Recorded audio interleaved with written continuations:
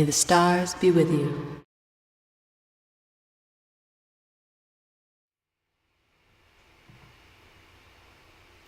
Hello, everybody, and welcome to the Energetic Principles podcast. We are live here today, impromptu, with Gray Crawford. Hey, Hey, everyone. This place seems familiar to me. It's like a... We're in Gray's office today because I'm visiting Olympia, Washington, where Gray resides, and we thought, I was like, let's do an impromptu forecast for Taurus. And so normally if you're a watcher of the podcast or a listener, you know that usually it's pre-recorded, but this is a unique opportunity, so we thought we'd go live. And so hopefully, it is Mercury's cazimi today. We're officially in the heart of the sun, is that right? Yeah, Greg? right now. The Mercury is like 15 minutes, I think, from the sun, so... Mercury's heading into the sun exactly right now, so we're kind of right. It's about to happen. We're in the zone. We're in the zone, yeah. We're in the zone. So we're testing the waters here. Big stuff. Look at you two, actually, in the same room together. I was just thinking about that right before you commented, because it's weird to be talking to Gray looking forward than to be looking at you, But this is the best we could do with our one camera setup. And so, yeah, we are going with it. So let's see here. Let's see. It's a Gemini moon today, ruling or ruled by that Mercury's ruling the Gemini moon, yeah.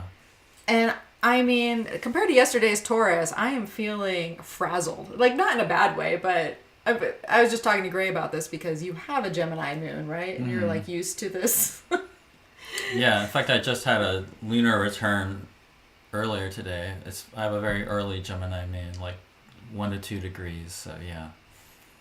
So you're used to the before, yeah. Mm-hmm. Yeah, so...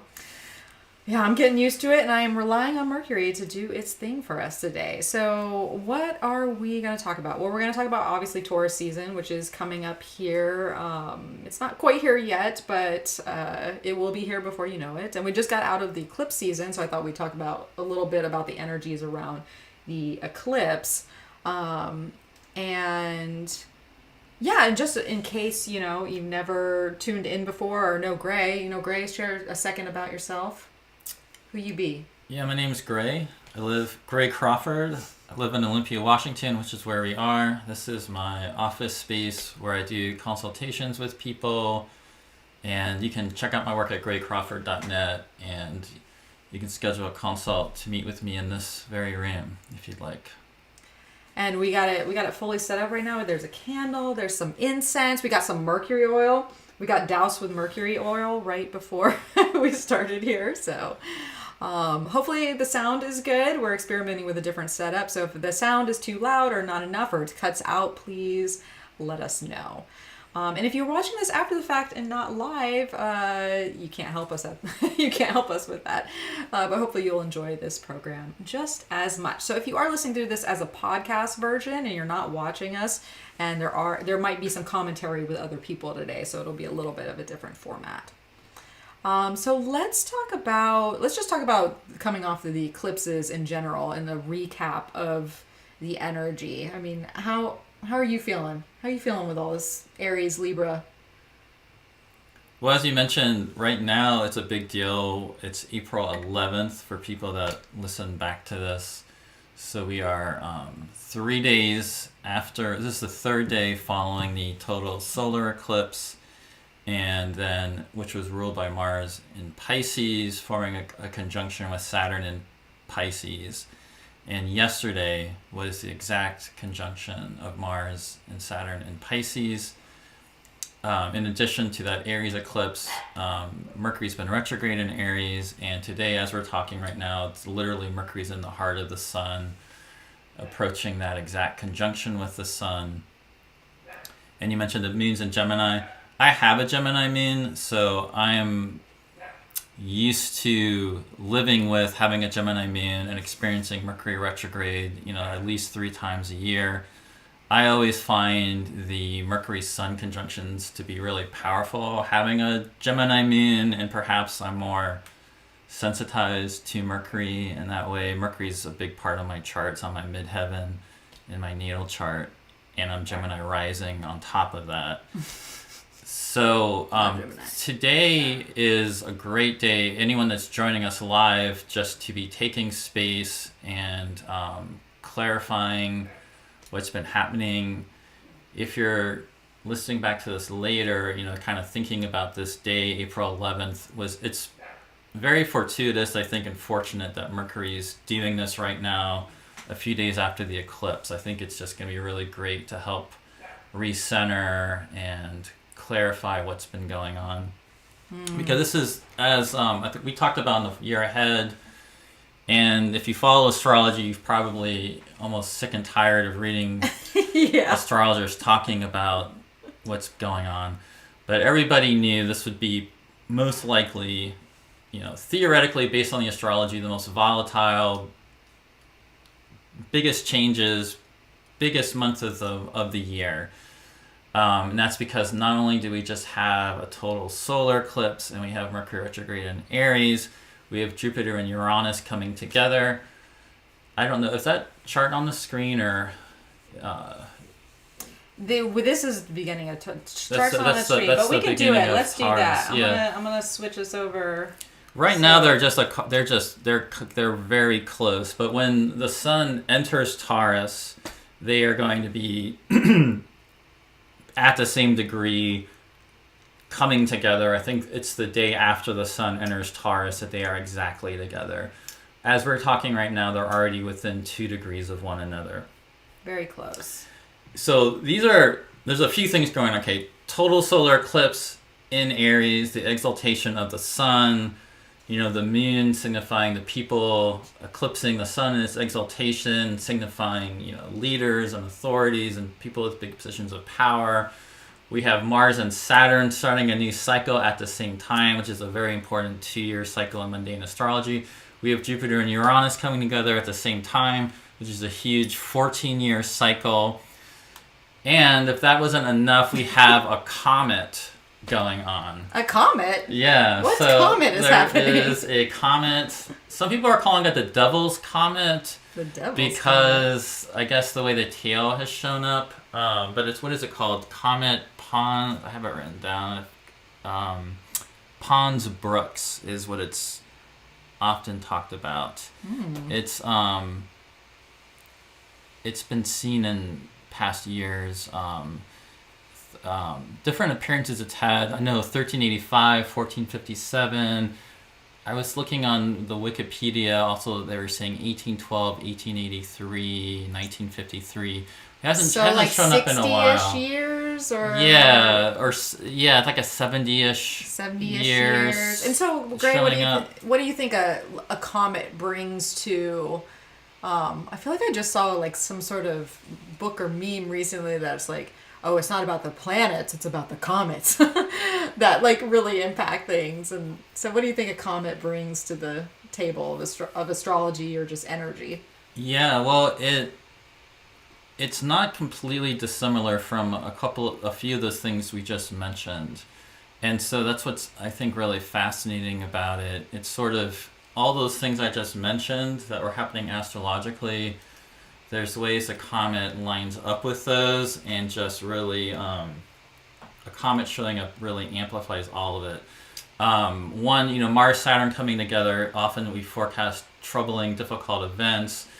It's sort of seen as a bad omen in mundane astrology, not necessarily, but I mean, people get pretty harsh and negative about Mars, Saturn coming together, right? I actually see Mars, Saturn personally, there's actually a lot of positive things that you can do when Mars and Saturn come together. And I would definitely be encouraging people to be putting in work towards things. I feel like you can really bring things together when Mars and Saturn come together. But it can definitely be seen in world events, like there's some disruptive, challenging stuff happening. A total solar eclipse is always going to be disruptive, bring big change. It's like the classic old bad omen thing in astrology. And in Aries, we do see like leaders coming down with an exalted sun being eclipsed. and people in big authority figures coming down. And then Jupiter Uranus can have a similar meaning, but Jupiter Uranus is way more like breakthroughs, huge leaps in thought, sudden leaps of thought, events and breakthroughs that change how we even see things in the world, often technological advances. And then so a comet actually has all of those meanings. It's also kind of like eclipses. It's the classic old bad omen. But when you also have to remember when they'd be saying bad omen, it would be like, well, something might happen to the king. It's not always necessarily like regular people going about your day-to-day life that anything's going to really happen to you related to a comet, but it's seeing like big changes happen, like a leader will fall. Like people like Julius Caesar, Alexander the Great, apparently there were comets linked with them. Princess Diana dying, Princess Charles and Diana divorcing. There's lots of things like that we can see that would go with an Aries eclipse. Yeah. Well, so it makes me think of, I was keeping this story, I was going to share it with you just because I don't want to give you a precursor, but it, like, well, when you think about people in power and then coming down, it might not affect us, but it also might affect us because people in power aren't just like heads of state. They can be like heads of corporations and people that set up, the systems or the commodities that we use. And one of the things that just happened around the eclipse, which the eclipse, when we had it, if you watched S.J. Anderson and I talk on the Aries season forecast, we mentioned how the eclipse was squaring Ceres. And I remember how we were talking about that back in 2020 before, And so with Jupiter and Uranus conjuncting in Taurus and Aries bringing up things of survival, I thought it was really interesting that the chain stores of the 99-cent stores. You know what 99-cent stores? I know it's a California thing. Not the Dollar Tree? Is it different? It's kind of like the Dollar Tree, but different. And so 99-cent stores are a big thing in California.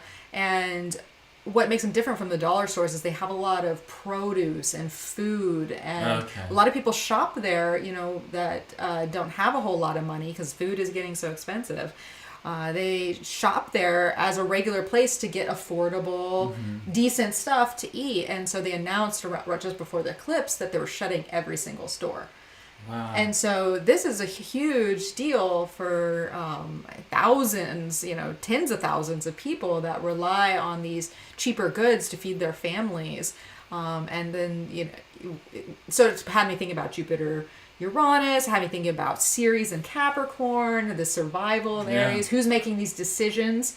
And if, the company falls, then the other people, like people that rely on it. And then same with there was a Foster's Freeze that closed in California because California just raised the minimum wage to $20 per hour. And so some of these places are closing because people are losing their jobs because they say they can't afford to pay that. But you need to make at least that in California to be able to live. Like, it's very expensive. So, yeah, just these themes kind of coming up, too, with Jupiter Uranus, or at least I've noticed. But, yeah, I wanted to share that. I thought you would think that was interesting. Yeah, totally. That's very interesting. Yeah, so it can be like... I was just looking, tried to write down some of the things that had happened when this comet showed up before. So in 1812, there was like the War of 1812. That was also when Napoleon was invading Russia. And everybody saw that Napoleon movie, and he's going in, and they come to Moscow, and it was like set on fire. And they were just burning Moscow before we even got there. Like, that was something that I think this comet made a previous appearance during that time. And so there's been some, difficult things like that. But also there are big innovations in thought. A really good article that I'd recommend people reading if you're interested in this is by Rod Chang. And I think Rod Chang has one on astro.com, and he also has one on the Skyscript site. If you go to Deborah Holding's Skyscript site, you'll find a comet article by Rod Chang. That's where I got most of my research I'm talking about right now. But in that article, he mentioned There was a comet when Thomas Edison switched on his first generator, bringing in electricity. There was a comet when Steve Jobs and Steve Wozniak sold their first Apple personal computer.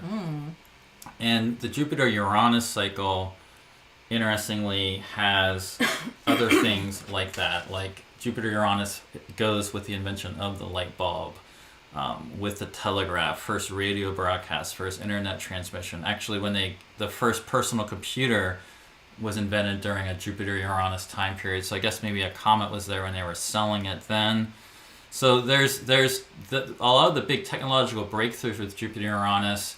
Even though comets get this reputation for being bad omens, I think there's just something very disruptive about them. They're especially, I think, a threat to the established order and people in power. I mean, that's an example, though, that you shared of something that's obviously affecting the people as far as a grocery chain. But to me, it just really hypes up and amplifies the volatility, the sort of chaos and rearranging of things going on right now. And with Jupiter-Uranus going on at the same time, I think that really accentuates this ability to step into what is the kind of thing that, as things are shifting and changing, what's going to really make you come alive and be inspired and, take steps forward with whatever kind of breakthroughs are coming with your work and what you're interested in. Or, if you have, if you're the kind of person working a job just to kind of make money, how can you find other ways to either make that job more exciting for you, or at least carving out more time on your own to put into that stuff that's real exciting for you. It's a time of breakthrough thoughts, and it's really a time to seize, even when you just have thoughts. They may not be necessarily materializing, but just keep track of any kind of inventive, innovative idea you're getting that might lead and kind of guide your work going forward. It's a good time to be tracking those kinds of ideas. They could be coming in and, it's not like it's just going to show up right now in material form, but it will later if you, especially with Mars and Saturn starting a cycle at the same time. This is like Mars Saturn to me often goes with long-term work, stuff that's going to it's going to take time, but it can be solid, and you just got to work at it and bring it into form. Yeah, that makes sense. It totally makes sense. I mean, I feel that in my own life. I think I when I advertised this to my my newsletter audience yesterday, I had written, because I hadn't put out a newsletter. I hadn't put out a newsletter since the beginning of this year, and I just let everybody know I'm in this place where I'm realigning my own inspiration and the work that I want to do in life, And so everything you're talking about is really aligned with how I'm feeling. I'm sure I am not alone. Someone's here is actually in Paris. So we have two people in France. Two people, wow. Angela and Steph there. So we almost did this at evening time today, but we went for noonish instead.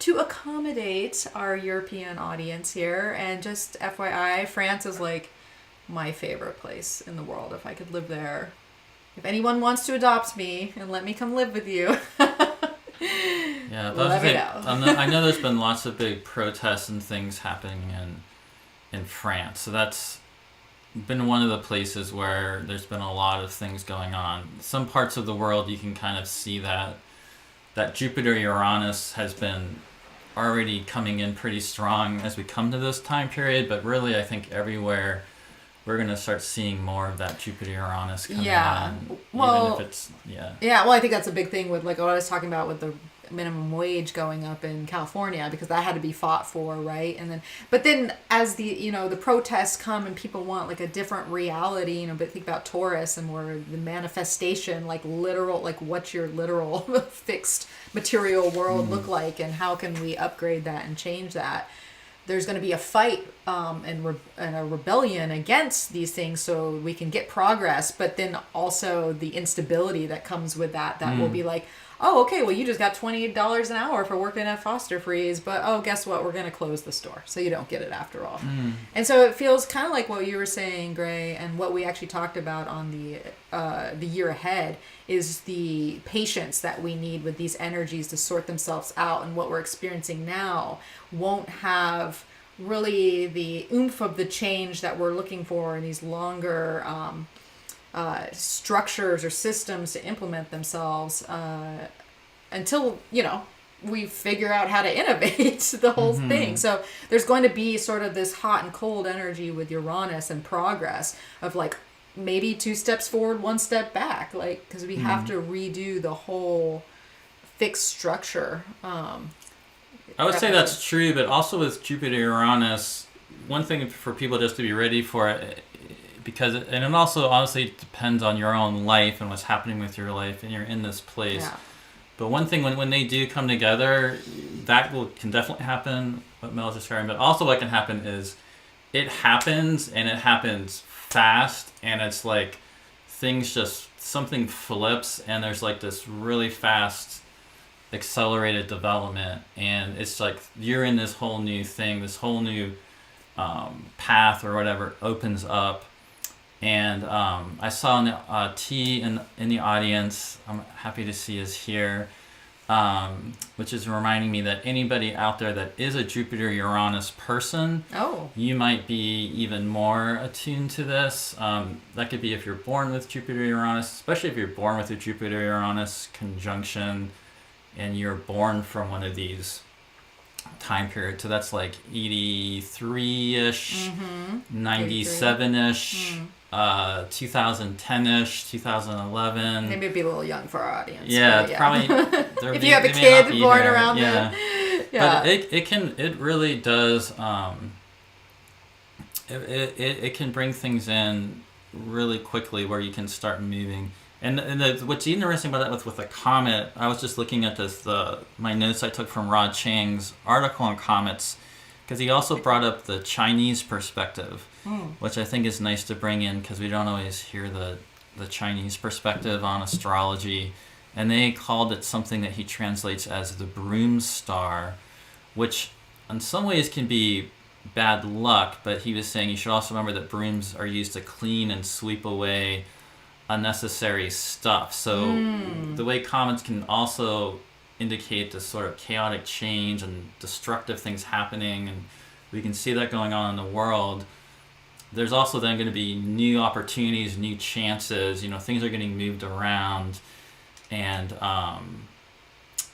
thinking about how do you kind of move with that. It's a definite time of just a great change right now with the astrology. And then, where we know everything's going, this is only going to get more intense in the next couple of years, but then really for the rest of the decade. But we're entering an especially intense kind of portal here that's going to get more intense in 2025 and then even more intense in 2026. And I feel like there's definitely an Aries quality to the change coming, and I feel like the Aries eclipse with the Mercury retrograde in Aries and this Jupiter Uranus right now is kind of like, this is a moment where we're kind of getting, I feel like, pushed more into this tunnel portal thing we're about to go through. Yeah, and I feel like we're already in it. We're already in it. The thing is, it's like, how are we whooshing through it so fast? Or are we really just in this elongated like portal or sort of like vortex that just takes, in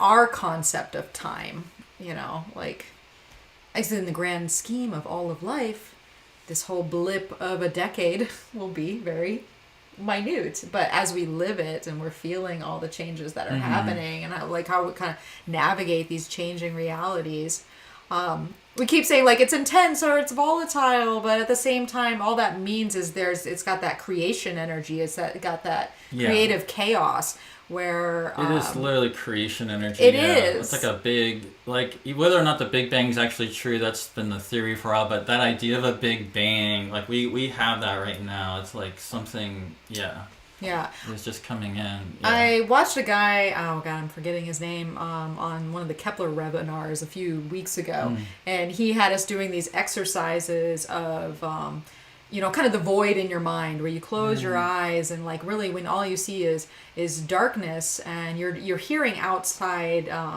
stimulus, but essentially you're in this sort of nothingness when your eyes are closed. And he likened it to when you open your eyes. That's Big Bang energy, right? Everything then forms. Everything is then there. And so kind of like, it was a powerful exercise just to do in my own space where I was like, oh, I get it, because there's absolutely no form in the void and in the darkness. But the second, that just, I guess it's manifestation energy. We could look at it. It's a very abstract comment. Do what you will with it. No, that's actually especially the people here with us right now, I would suggest doing that later today once we end this, because right now this is a Mercury retrograde cazimi, and but you can do this anytime. It doesn't have to be Mercury retrograde cazimi, but yeah, definitely like you're saying, closing your eyes, really going in your body, into that inner darkness, like really try to go deep within yourself, sort of your own personal underworld in terms of that kind of idea that you're talking about, and just spending time in that place right now. I think whether that's through meditation, or you don't have to be necessarily doing like somebody's type of meditation, your own form of whatever that is. I definitely think the more you can tune into that place within yourself, that's going to really help you. Because we are at this, with the total solar eclipse, like everybody was just watching with the films, the light is extinguished, its day turns to night, but then the light comes back. There's like this wild sort of primordial reset of, and with the sun, with these themes I was talking about, exalted sun being eclipsed, Jupiter, Uranus, the comet. So people that have been in control and stuff, there's going to be a shift. There's a shifting happening. Oh yeah, big shift. So that means creativity is also going to be accentuated.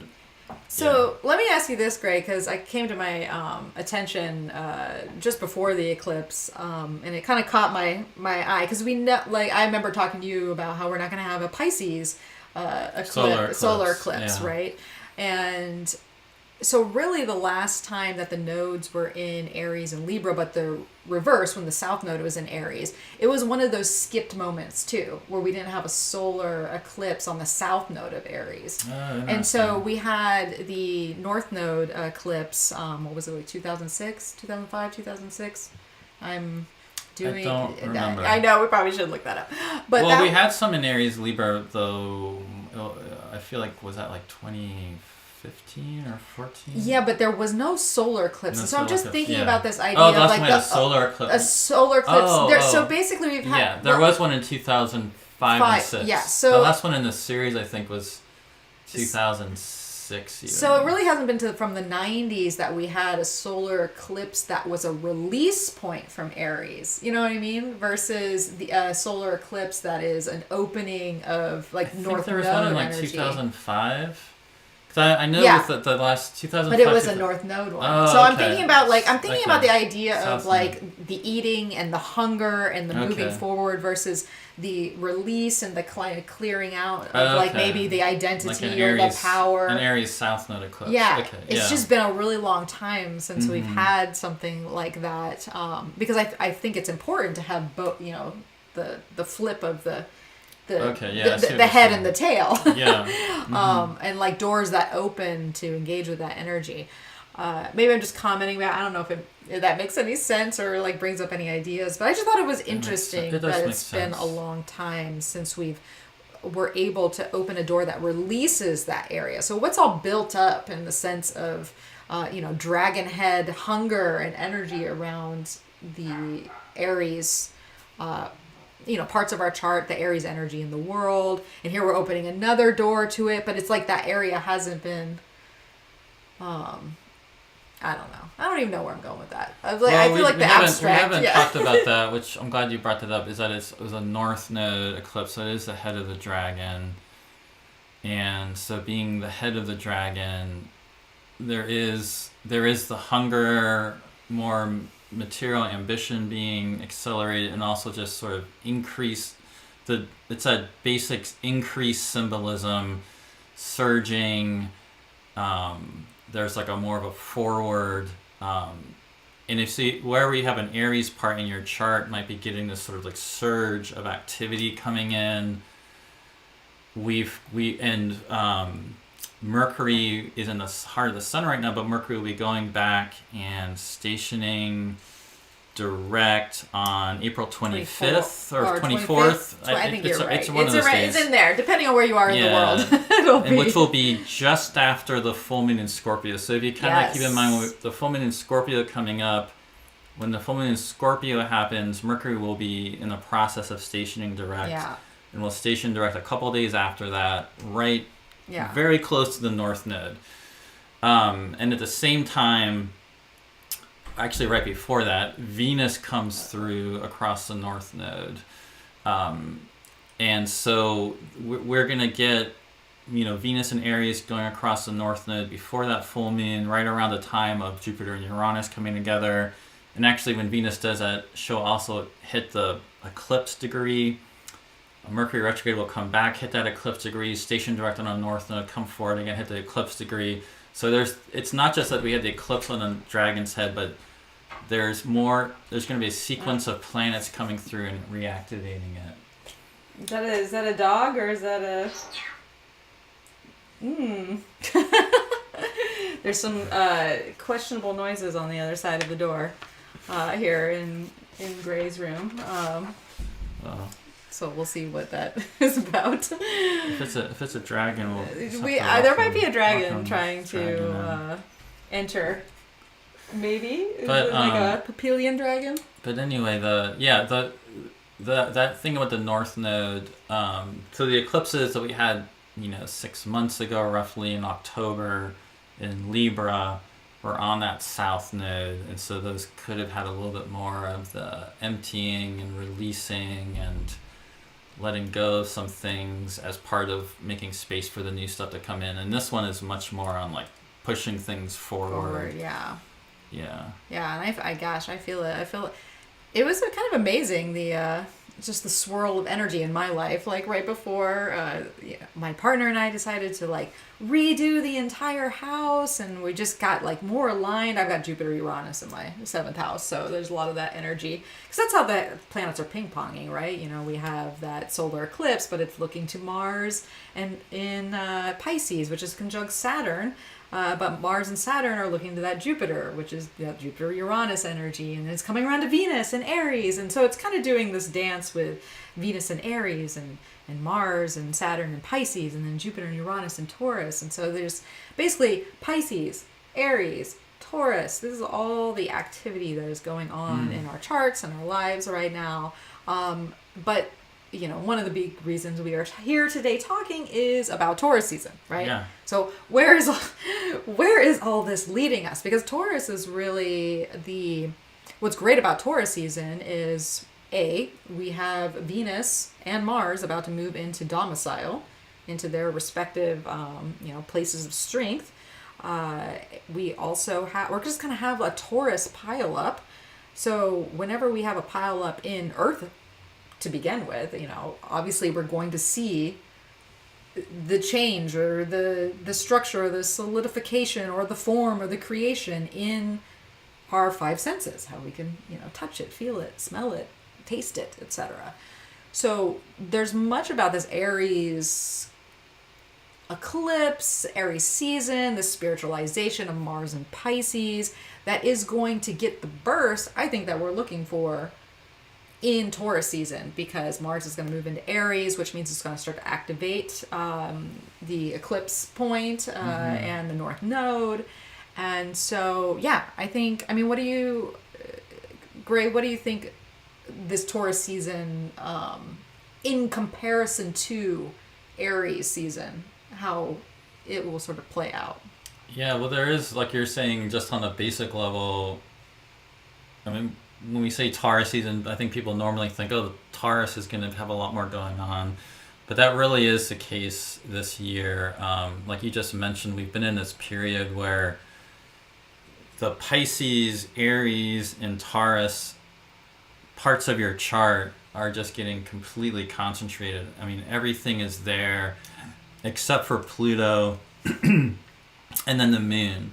But when the moon enters Pisces, there's like this period where everything's in Pisces, Aries, and Taurus for like this stretch of time. And that will continue all through the Taurus season, but there's going to be a switch where Taurus is going to become the big focal point.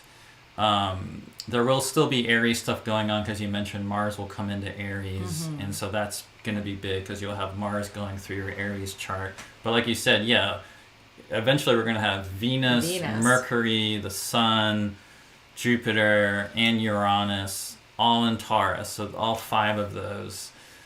And also, like you said, being the fixed sign and being Earth, this is will be a good period to try to consolidate, stabilize what you can, but just being aware that this will be a time where you're stabilizing within a lot of change happening.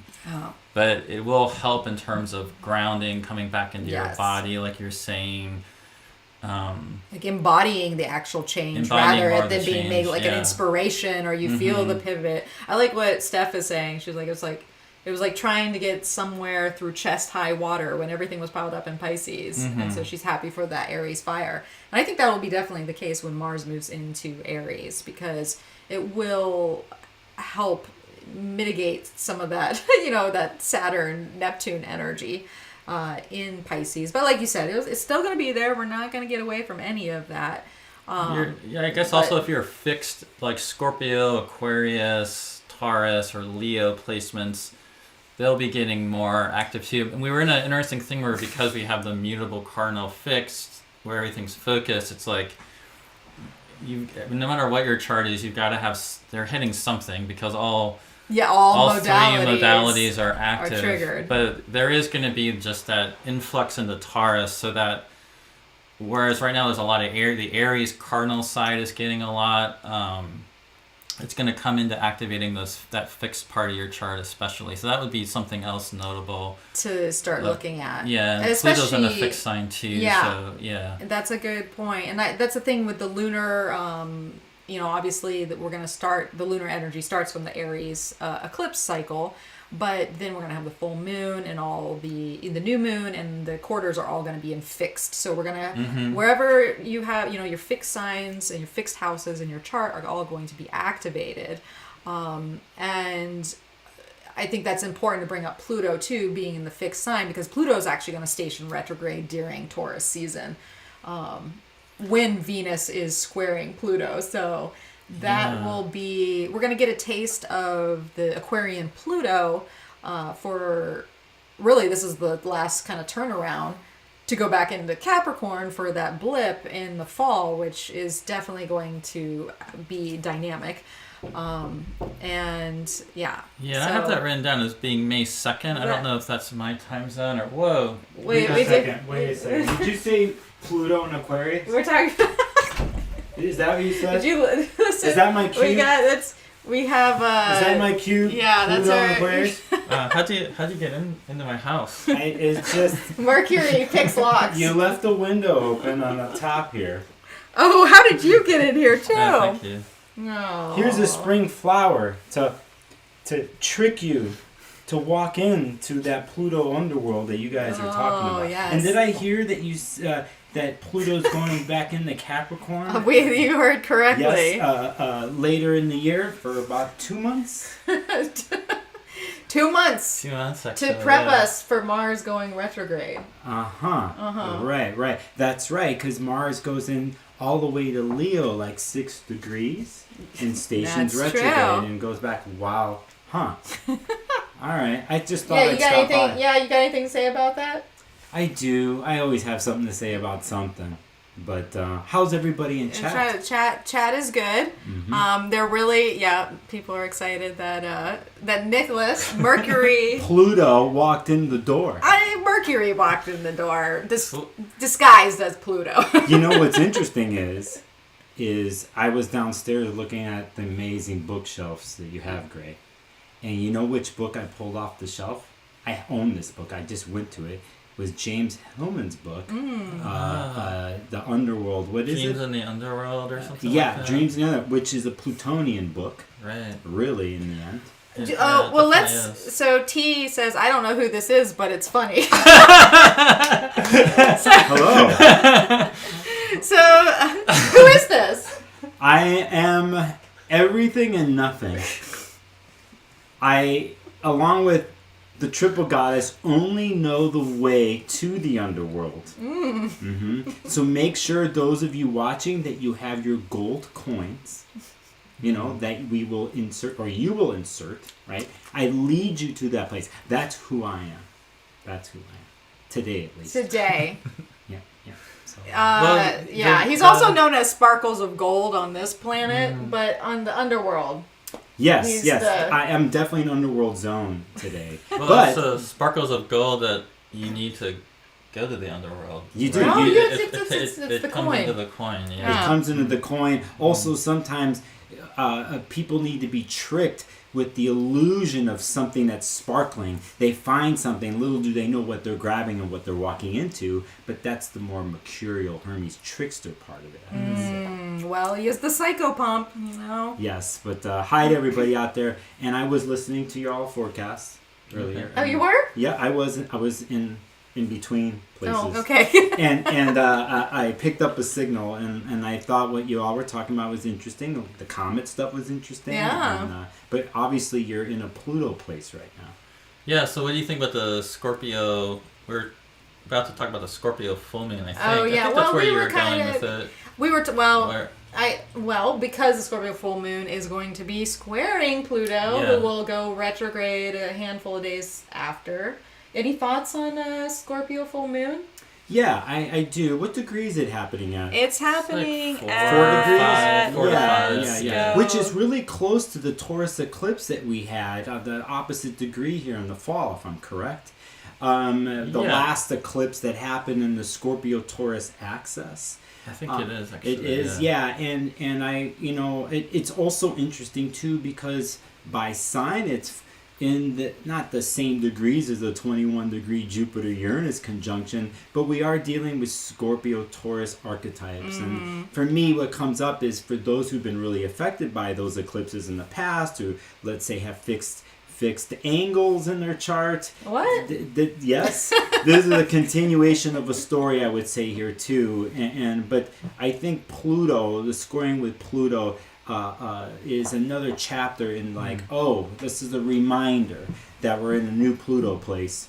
Yeah. And for those who are fixed angles and close to that I think it's another chapter in the story of that, And this is something in the oddest of ways, too.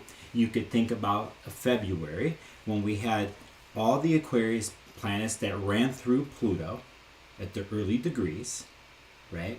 So again, I like to look at smaller planets as in the inner body planets, and when they come through, let's say Mars or Venus or something like that, or the moon, and when it comes through and hits, let's say, this point here, right?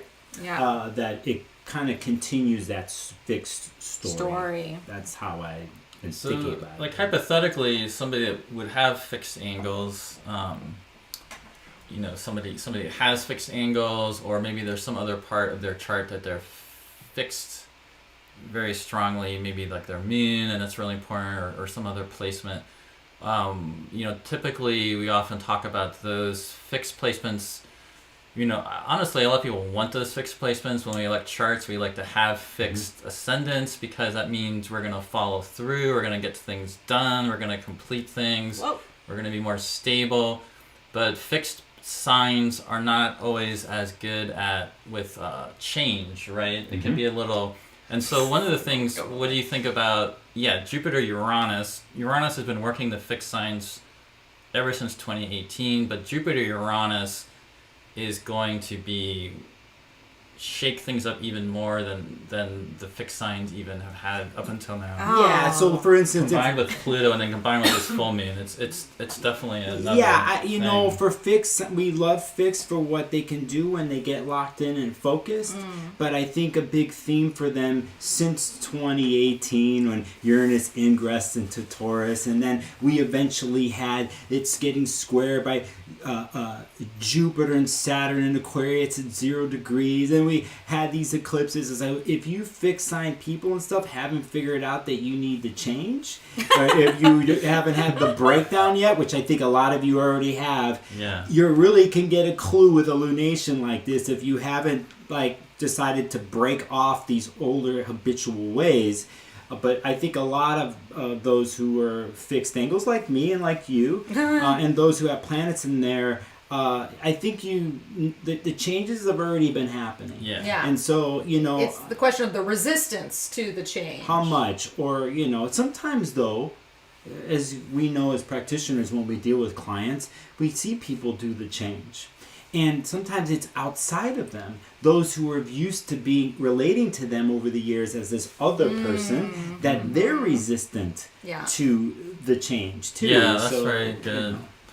That's a great point, because fixed people can often be those kind of anchor people in your life that you're used to relying on, and if that person starts changing, you're right, it's a whole domino effect of especially if it's been entrenched for a long time, aka Nicholas Taurus rising, I can always depend on him. He's going to do this in this situation, even though he's a Gemini, he's not really flaky, And then I somehow, because of what I'm going through personally with fixed angles and the changes, and Pluto making its slow change here is for the next 20 years, let's say, in one part of the chart, but it all affects the other fixed signs. So especially here, we should point out, as someone has early degree, something fixed, right? Well, and it's interesting to think about it being early degree where we're tested with this, right? Because these are opening stories, to me, are like more fresh, springy kind of energy, where obviously it's going to bring us the tension with a full moon and a T-square, but is it the tension of the beginning of something that is blossoming in these fixed areas of the chart, rather than being a tension of I have to change and wrap this up? Could be the tension of a beginning rather than a tension of an ending. Yeah, a lot of what you're talking about, for those who are studying astrology and are in astrology, when we deal with phasal relationships between planets, and we learn this between the sun and moon, right? We know first quarter is the square, the tension, that something needs to change for it to survive, and then we have the phases afterwards. But when we get to this place, there is a little bit of that. I also will say we can't forget 6 months ago, right? When what happened 6 months ago? When the new moon was in Scorpio. Yes. Too. This is one way to look at things too. What started 6 months ago here, and where are we right now at this particular full moon phase from that point too. Those are all different ways to look at it. But for me, for those who know me, who've been watching my channel, you know that I have this thing about the commitment and promise to Hades and Pluto and the Aquarius part of your chart. And so for those types of long-term underworld stories, we're definitely at an interesting chapter here with the full moon. I like what Angela's saying, and I totally relate with you, Angela, saying the tension between wanting change and fearing it.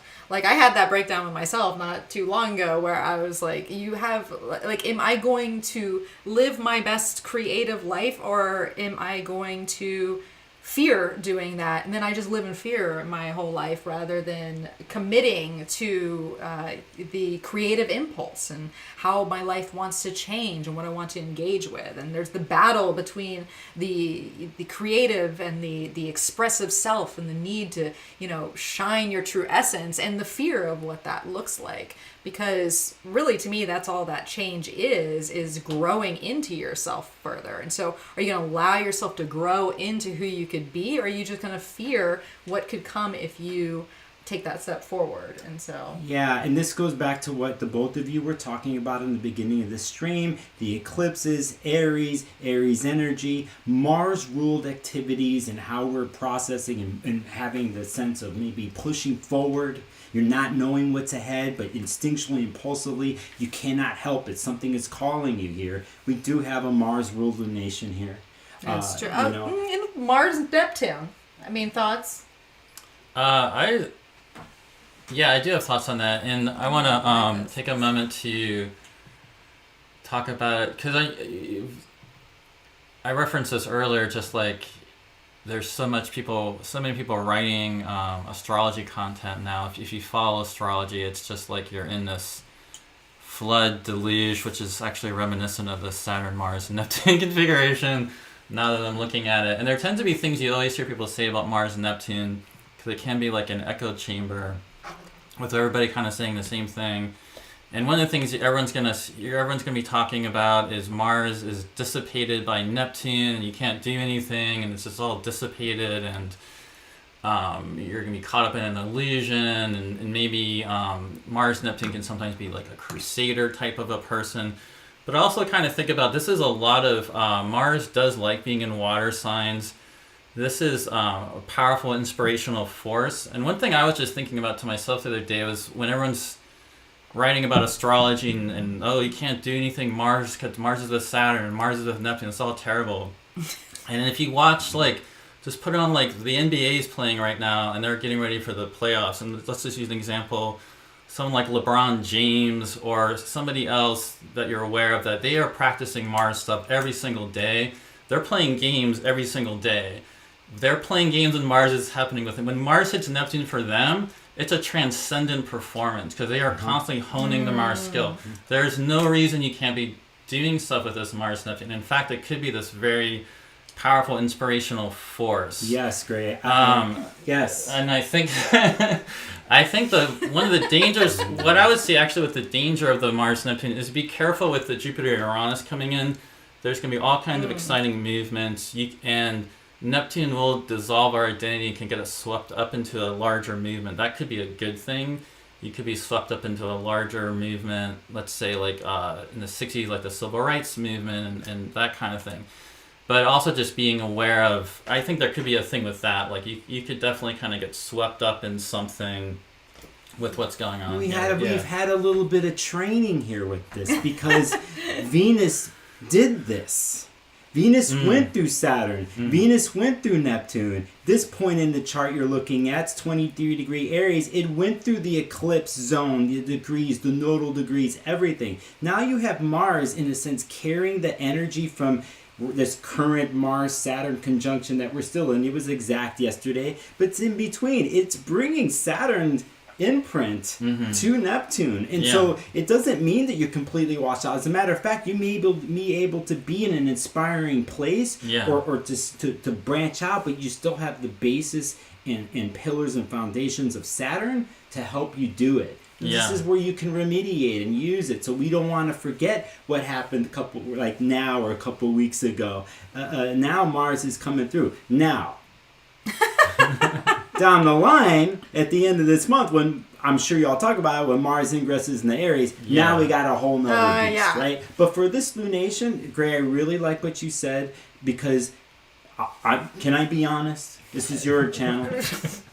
Putting you on the spot. I would never stop you from being your truth. A lot of the rhetoric you see on Astro Twitter and all these places where they're scaring everybody and they're coming from very hardcore traditional mindsets. It's good to learn traditional astrology, understand dignities, essential dignities, but how you talk and what you say about malefics, you have to sometimes step out. And so, Gray, what you have said about the inspiration, you don't think it's all bad. I don't either, actually. I don't. And it's like, you have power of choice as human. How can you use Mars coming from Saturn into Neptune as the ruler of this? You know, it's like, it's perspective and outlook. And ultimately, to go back to what you started, the both of you started, this Aries energy that's even around, even as the Taurus sun is ingressed in this chart, we still have Mars around ruling this lunation, right? And it's ruling the North Node, and it will. It's like, how we are inspired to propel ourselves in the Mars-like way into the future, to break off the old chains. Even if we do not know what's going to happen, we have faith and trust, but we have our metaphorical sword and shield to help us through, you know. So that's why I'm digging your outlook. Yeah, and there's definitely going to be terrible world events happening with this, and we can already you don't need to have any kind of imagination to think about how this can play out with what's going on in the world right now, and water, things happening in water and places adjacent to water and wars over water. Yeah, but in personal lives, there's plenty you can do here, and it makes me think what y'all were talking about earlier about the fixed signs. I know a number of people in my life that have fixed qualities. I'm just realizing, being mutable, I guess I look for those fixed people. But you're like, some of the people that I've seen I've seen some people go through things where their complete identity completely changed and completely transformed in ways that most people aren't able to ever do in their lifetimes. I gotta say this. I feel like there's been a little bit of a Scorpio, I feel like I know more Scorpios out of all of them that have done that in this period of time. But the Taurus has been going through it, the Leos have been going through it too, and the Aquarius people have been going through it. And I think that's partially because of Uranus being in Taurus, activating that. They're opposing the Scorpios, and we had those eclipses in Taurus, Scorpio. Some people I know that have one particular person I'm thinking about that completely changed their life, had that exact experience you're talking about, where people that were relying on them could no longer rely on them. And I'm that particular person I've noticed come back around to kind of finding more stability right now, but then there's this whole nother new direction opening up for them, which is sort of like they had to go through that death and transformation, which came in a lot too with Jupiter, Saturn, and Aquarius, which was I guess that was like the first shot was that Jupiter, Saturn, and Aquarius. But I've seen some people like that, and so if you've already been in that transformational place, like Jupiter, Uranus is going to give you way more purpose and meaning, and it's going to be kind of like, that's why I had to go through that, you know, and give yourself more compassion if you felt you've like left people down, like you were talking about, like. The greater meaning of all these changes, I think, for the fixed people are going to really come in here. And I think the Mars-Neptune can bring in that inspiration kind of going forward. And like you were saying, also like kind of concretize stuff more with like, because it's like Mars-Saturn going into Neptune. Yeah, we're not going to forget Saturn. There's an imprint of Saturn. You got to do Saturnian things, right? You got to be real. You have to redefine. You have to restructure.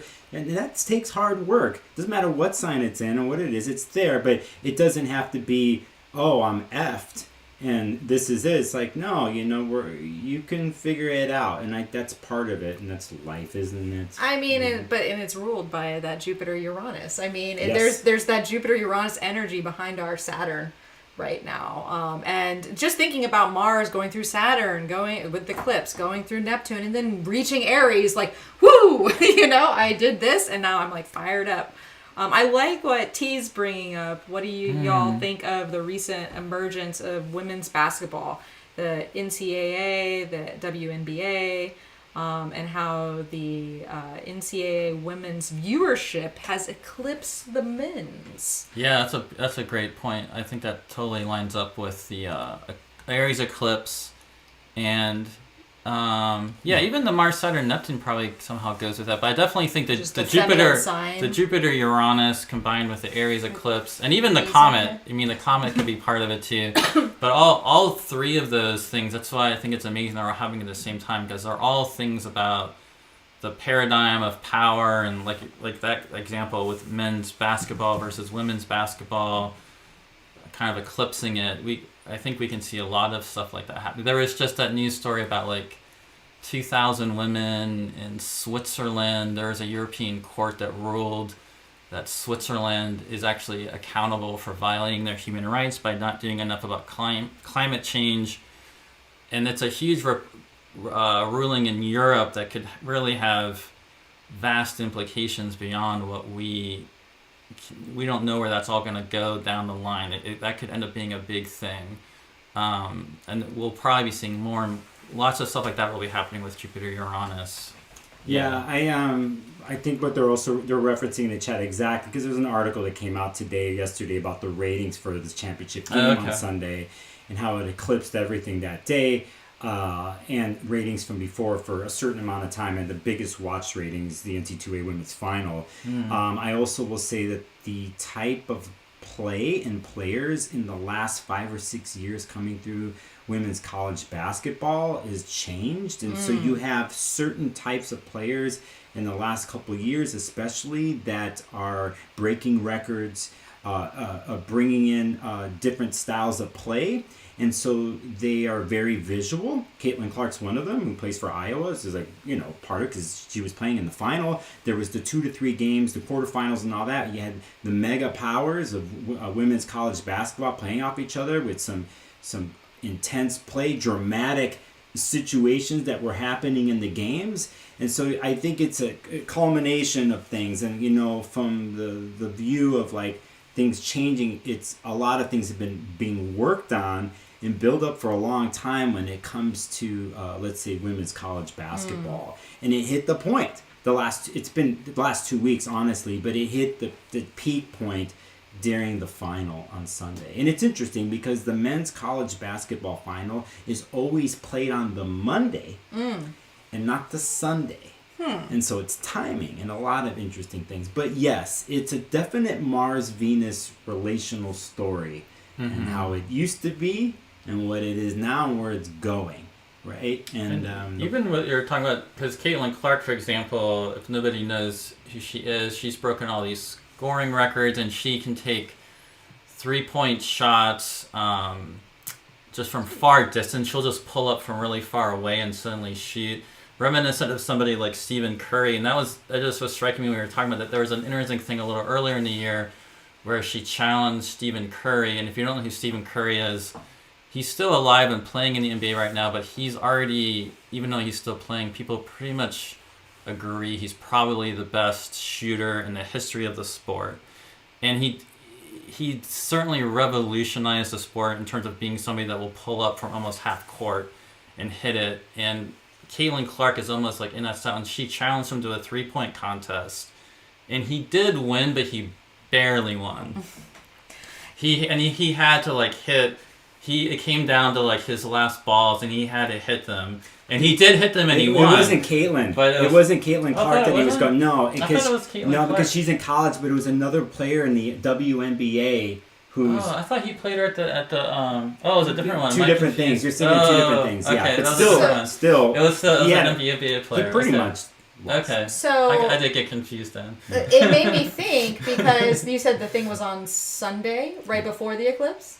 Yeah. Okay.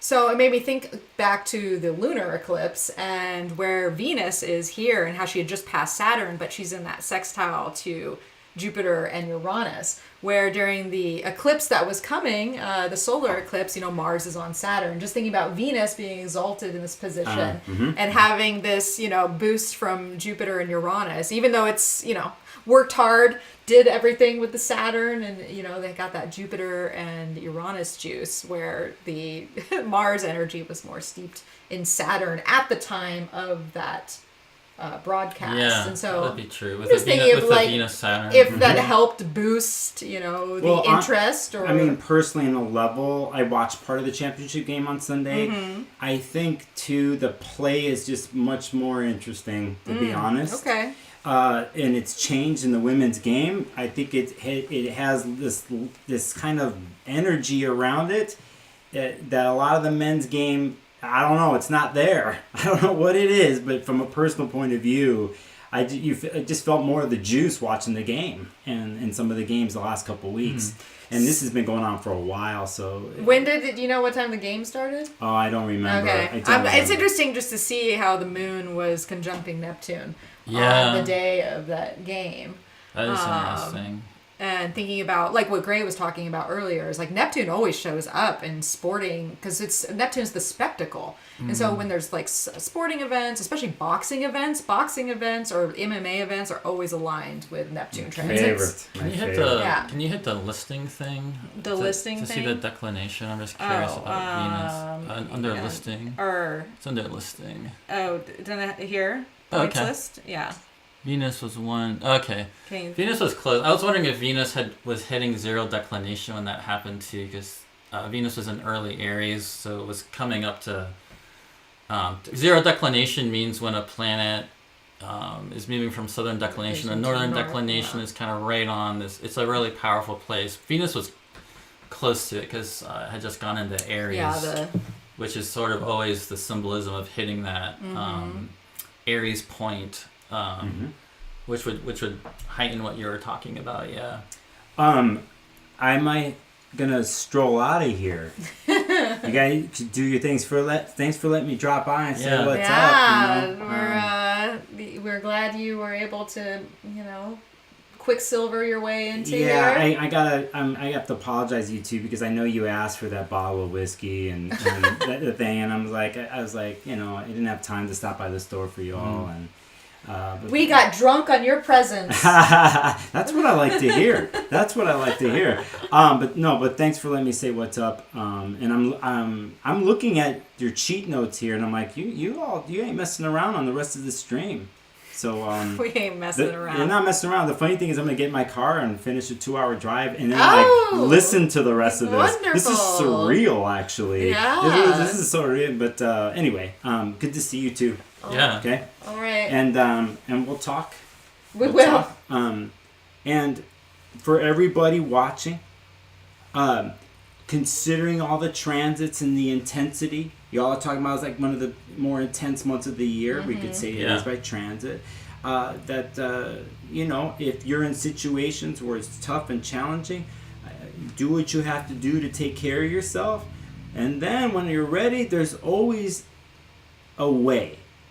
The will and the way to get through things.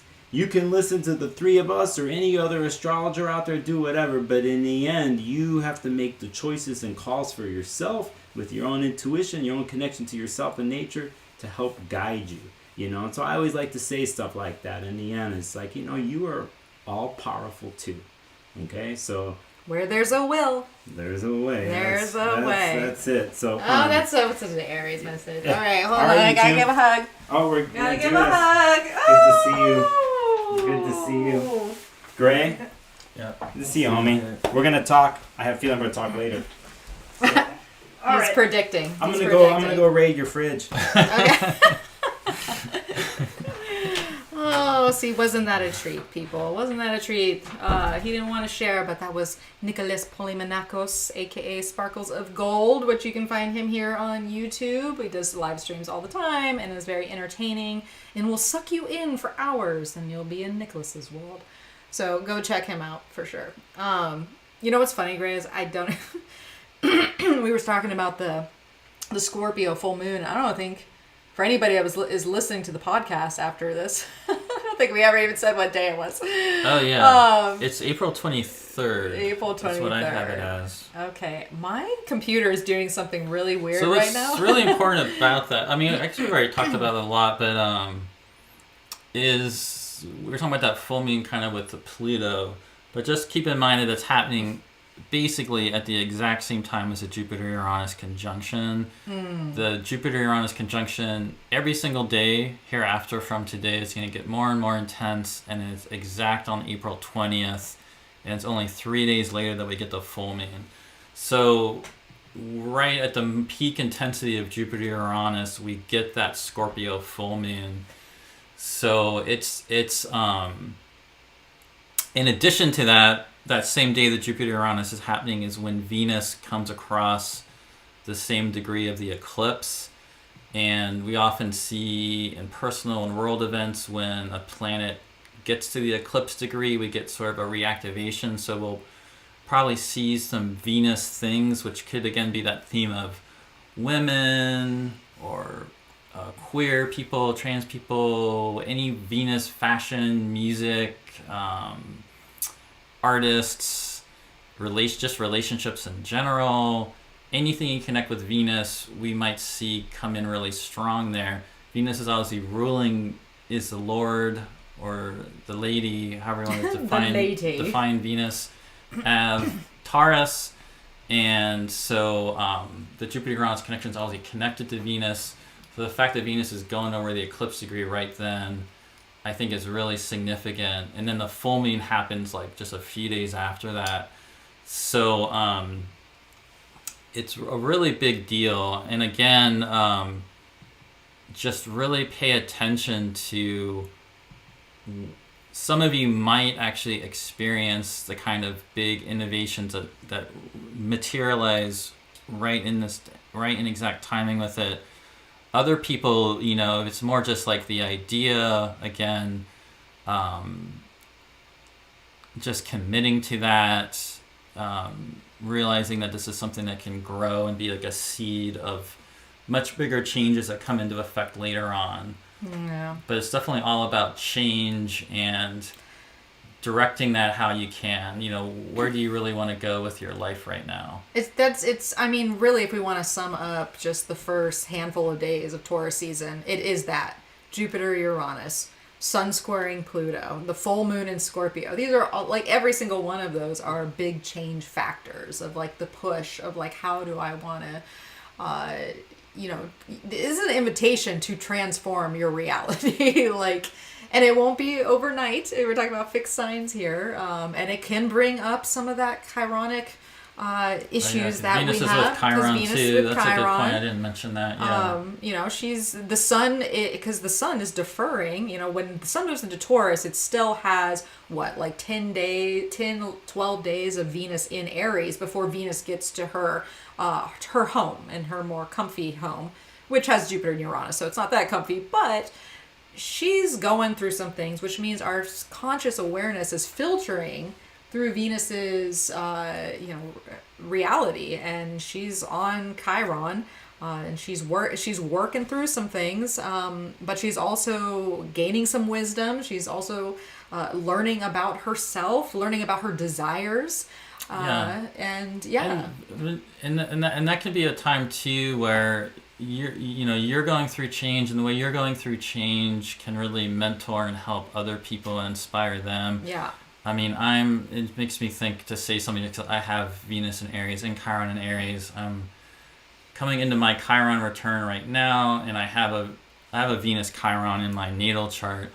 And one thing about Venus and Chiron, that combination in Aries, it definitely is about wanting to empower other people. We think about Aries, Aries often gets described as being all about themselves and doing whatever they want. But, Aries really wants to ultimately empower. They want to empower themselves. They want other people to be empowered. Venus and Aries can be in relationship, and so can Chiron and Aries.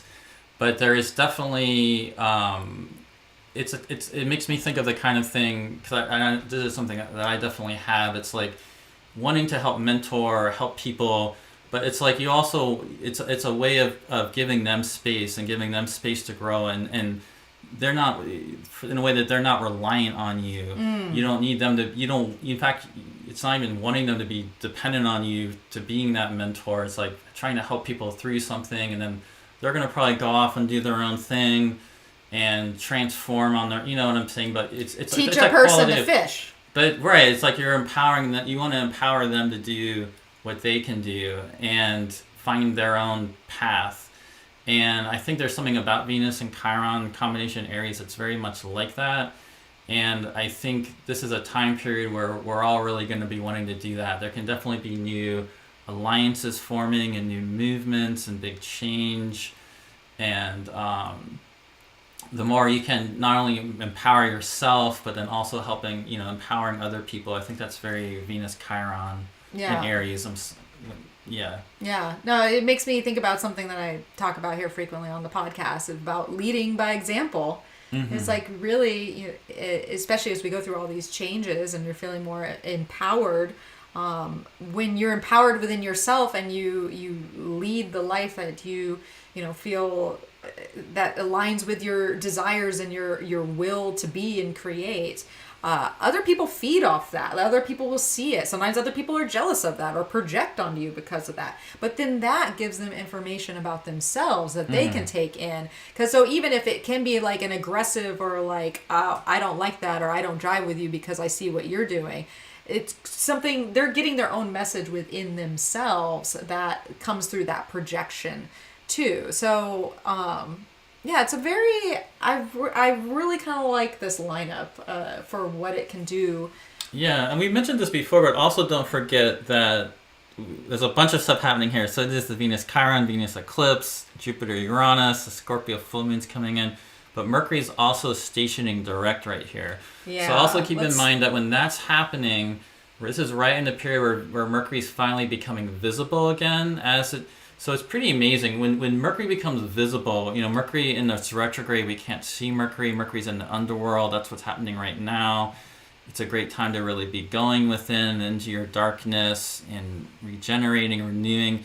But when Mercury comes out again right before stationing direct, Hermes has returned to the world. Hermes is alive. There's big messages coming out there. There's often realizations about this whole transformation you've gone through during the Mercury retrograde. And that is happening at the exact time of the Jupiter-Uranus, and then the full moon hits and Mercury's stationing direct. So there's a whole mercurial kind of intense explosion kind of happening here too. So it's always good to be mindful, extra mindful when Mercury's stationing, but it's always very powerful. And I think you just really need to apply extra mindfulness to your life when it's happening, because it's intense. When Mercury, I think that's the reason to me that Mercury is tricky during these periods, because it's just like way more intense than normal. So we're dealing with like this super intensified Mercury, and it's on the north node. It's on the head of the dragon at the same time. So yeah. It's even more intensified in that way. Yeah. I mean, Gray, wrapping my head around this chart right now on April 25th, the morning of April 25th here, if you're in the U.S., we have Mercury stationing on the North Node, on the head of the dragon, and we also have the Scorpio moon in exact opposition to Jupiter Uranus. Right. And so, to me, like the full moon is huge, but there's also a magnitude to this Scorpio moon opposing Jupiter Uranus, and then we get that Mercury emergence on the North Node at the same time. And then Mars, obviously, which we talked about earlier, being near Neptune and between that Saturn-Neptune piece. But, I mean, all these dates that we're talking about, starting with Taurus season to this point, are so rich with astrological symbolism and what we will be experiencing within ourselves. It's like really embody this energy and see where it can take you. And yeah, like step into it with your, I don't want to say use the word force, because maybe that's where Mars Neptune comes in, because it's not about force. It's about surrender or acceptance and creativity. And yeah, I'm super excited for this personally. Yeah, and the Mars Neptune really heightens the, I guess the visionary quality of this, and just perhaps dissolving some of your attachments to the way things have been. That would be the most positive way to deal with it. Yeah. But again, you do want to be applying the extra mindfulness and clarifying what's going on as you move forward out of this. But it's definitely big event, and also just keep in mind that depending on where you are, so there's one thing about our own personal spheres of influence, and there's also the things that are out of control. And so if you're in a place that's kind of intersecting with big disruptions, because we will also be seeing that in the world during this time. Yeah. So you do have to kind of be prepared that there might be unexpected things just showing up around you in the environment that you're going to have to make space for and deal with. Yeah. The tectonic plates are shifting. Yeah. Like that's, and you got to kind of go with the roll basically there. but having that context in the moment is everything, right? I mean, that's the whole thing with astrology, and why we probably even do these broadcasts that we do, is that it's in service of context. So that you're able to meet your life and you meet these influences and have understanding, and have just awareness of how to navigate things to be empowered, to get the most out of the energy, to learn about yourself, to learn about others, to learn about what it means to be, existing on this planet Earth. And so context, everyone. But Gray, I want to move forward and get to the big event of. So we kind of have I don't want to say a lazy weekend, not by any means. We kind of have this weekend where Mars is at the end of Pisces, at the end of April, and it's really the shifts that take place on the last days of April. April 29th and 30th. Yes. Kind of like, so yeah. April 29th and April 30th, just to give a whole summary of what happens, is we have first we have Taurus, we have Venus ingressing into Taurus, and then she is going to square that stationing Pluto, because Pluto's not stationed yet, but it's about to. And then then we have Mars moving into Aries. So really at the beginning of this week, April 29th, through the first couple days, there are big, I guess we can almost say tactile shifts. Like we're going to be feeling them in our bodies. So anything you want to say about, I guess Venus. Let's talk about Venus first. Yeah, I mean, I think what you're bringing us up to April 29th, which is a Monday. Venus will go into Taurus. And so that's Venus coming into the domicile of Venus, the kind of earthy domicile, all the stuff we were talking about, Taurus, and the being able to consolidate things, but also like the pleasure and the pleasures of the body and aesthetics and that the sort of tactile qualities you were describing. Venus coming into her own sign also does generally just give a bit of a boost to just having more there in terms of relationship and having some nice times and maybe some scheduling some nice times together with people massage or making a nice dinner. I mean, there's just some simple things like that you can be doing with Venus coming into Taurus more. I mean, you're probably doing that already, but it does just kind of give a boost to all things Venus. Yeah. And that then, will take us basically through the rest of the Taurus season of the sun being in Taurus. We will have, Venus getting closer and closer to the sun. I guess we haven't mentioned that, Venus has disappeared at this point and is sort of in the celestial netherworld, underworld. We can't see Venus, but coming into her own sign, and she's going to go through combustion in this period where she's getting pretty close to the sun within about 8 degrees or so, getting to that threshold. There is a bit of that idea of she's in her chariot in terms of she's in her own sign, so she's got a little bit more protection from those rays of the sun being burned up there. And so she is going to give a boost, and she's also going to give a boost to that Jupiter-Uranus conjunction. So it'll be interesting. This happens almost a week, well, actually over a week, 9 days after the Jupiter-Uranus conjunction.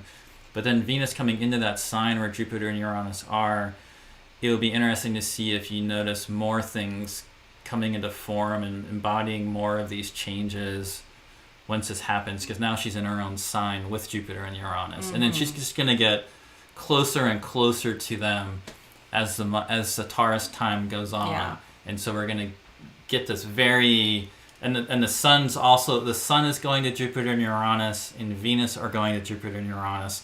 And so it's not all about April 20th for Jupiter Uranus. That's the exact conjunction, but they get even more amplified here as Jupiter is pulling away from Uranus because of the sun and Venus coming in here. And so they'll probably be just coming into more and more connection with whatever that meaning is for you as the sun's movement through Taurus progresses. I think that's a great point, Gray, just because yeah, the Sun, Venus, all lighting up Jupiter, Uranus, but also, you know, Venus ruling all these planets. It's like the resources to these planets' agendas have now arrived. And so we get this, you know, dynamic transit. And it is interesting to think about her just getting closer and closer to the Sun within this. But that Jupiter-Uranus party is not over by any means. And we still got a little time. You know, Jupiter is going to move into Gemini in May. And so, yeah, whatever Taurus area of your chart is, it's almost like the party is now just beginning there, so to speak. So Angela asks, is it too simple a question, but how do you really define an opposition in astrology? Also, in this case, the moon in Scorpio and the Jupiter-Uranus conjunction in Taurus. So thinking about opposition and, opposition, we think about it when you're in opposition to something, right? You could be in a tug of war. You can be in a back and forth. You can be in this kind of polarity space or this projection space. It's like into the Saturn, right? Like a Saturn sort of transit, right? It's the it is the nature of Saturn. Yeah, so there can often be that tension. I like the idea when people talk about the tension of opposites, and that sometimes like this third thing can emerge from that tension of opposites. And what I like about that idea is sometimes it's said so much it becomes one of those almost like cliche keywords things people just say, but there's really a meaning there, and sometimes you really have to hold that tension. And it's whatever that polarity is. Scorpio, Taurus, it's such an interesting one, and it really does have so much about the tension of transformation to me. For different reasons, Taurus and Scorpio can want to hold on to keeping things the way they are. Yeah. And Scorpio, though, we know they have a deserved reputation though for often taking that plunge full on the transformation more than the Taurus will. But that tension between them is part of that fixity we were talking about earlier. So I think if you're in the midst of something like that, it's just going to get brought up, and Scorpio, because it's a Scorpio moon, it's going to be all the feelings, all the emotions. And it's all the emotions around you. You might need to clarify what's your emotions, somebody else's emotions. Well, that's a big point, Gray, because with opposition in a very simple way is a lot of times when we're experiencing oppositions in the sky, we're going to see it outside of us. We're going to meet someone that's going to bring it to us. It'll be someone outside of us, something we're in relationship to that will bring that energy to our doorstep. So yeah, it could be, so relationally speaking, that can be a very lit moment because of that opposition. And so how do we deal with that intense Scorpio, emotional, Mars ruled response, especially Mars sitting at the end of Pisces, it feels like it's going to be a very emotional time. How do you work through the emotional content for the changes of the real world to take place? 'Cause sometimes it's the emotional shift that has to happen so that the rest of your life can kind of like do its thing and transition or fall into place. But if you emotionally hold on, it's like that's where all the tension is, right?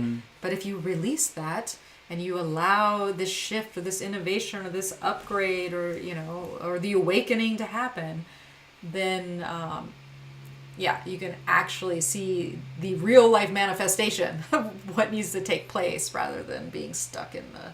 Yeah, and those of you that like to do, anyone that likes to do planetary rituals or try to relate to the planets, this would be a good opportunity because Venus goes into Taurus on Mondays. So Monday night is always the planetary hour of Venus. It's known as like the night of Venus.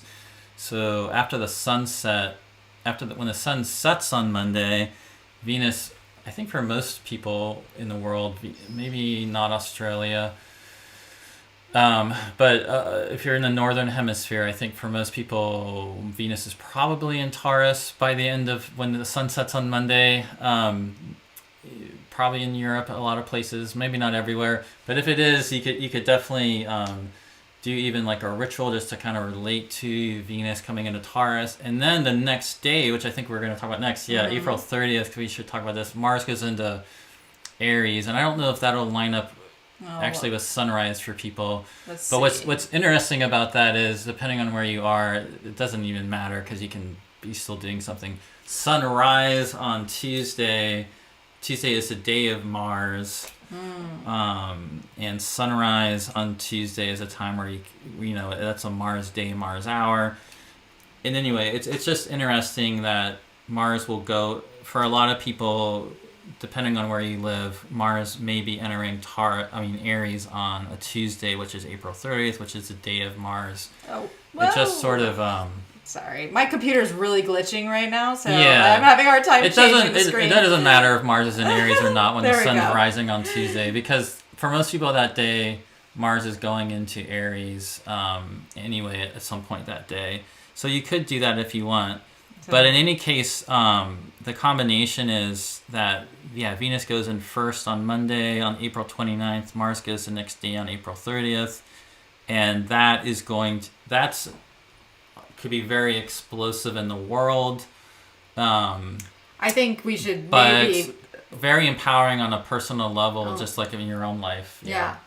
Well, so, I mean, can we, like, get a what's up for Pluto again? Yeah. So here we see that on Pluto's April 30th, also stationing too. Pluto is stationing. The moon is on a stationing Pluto as Venus is squaring Pluto, and then Mars crosses the Aries point. Yeah. So there's everything there. Yeah, that's a great point.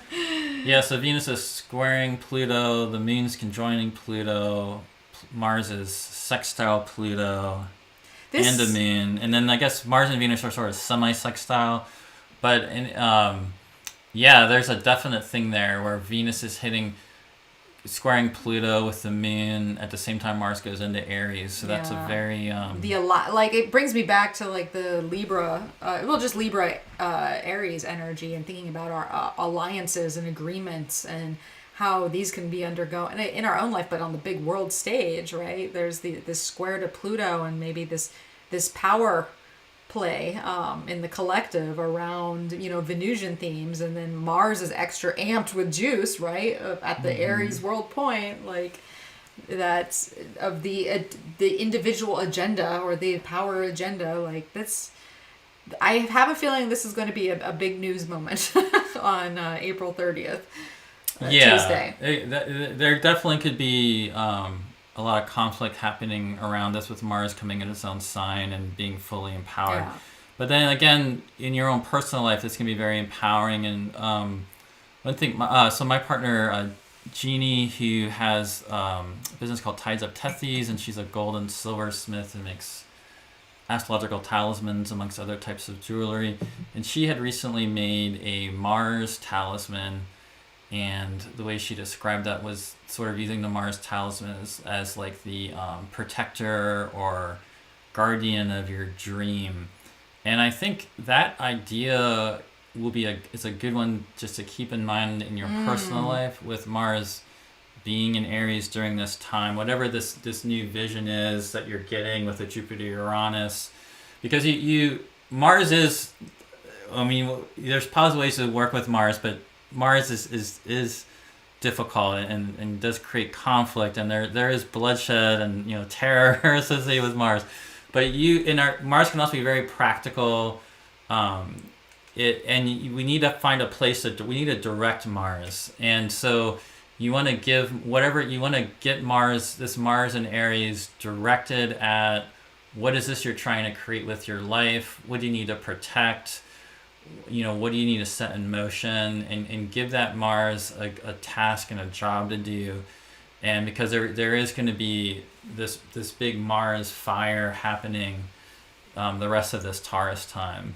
Yeah. And it's interesting just to think about how the stories kind of shift as far as like domicile is concerned. So we're going to have like these kind of these two sectioned off stories. We're going to have a Mars story and we're going to have a Venus story, because we got Mercury and Chiron and the North Node, all under Mars's domain. So it's kind of pocketed right there, where all the rest of the planets, Venus, the Sun, Jupiter, Uranus, Saturn, Neptune, Moon, Pluto, they're all coming down to Venus. So we have these two separate forces where our mind and our action energy are in one place, but then this relational, this growth, this justice, this, our feelings, all these changes are in this other place. So it feels like there could be these two-part stories sort of going on that probably link up in some way, but they might not either.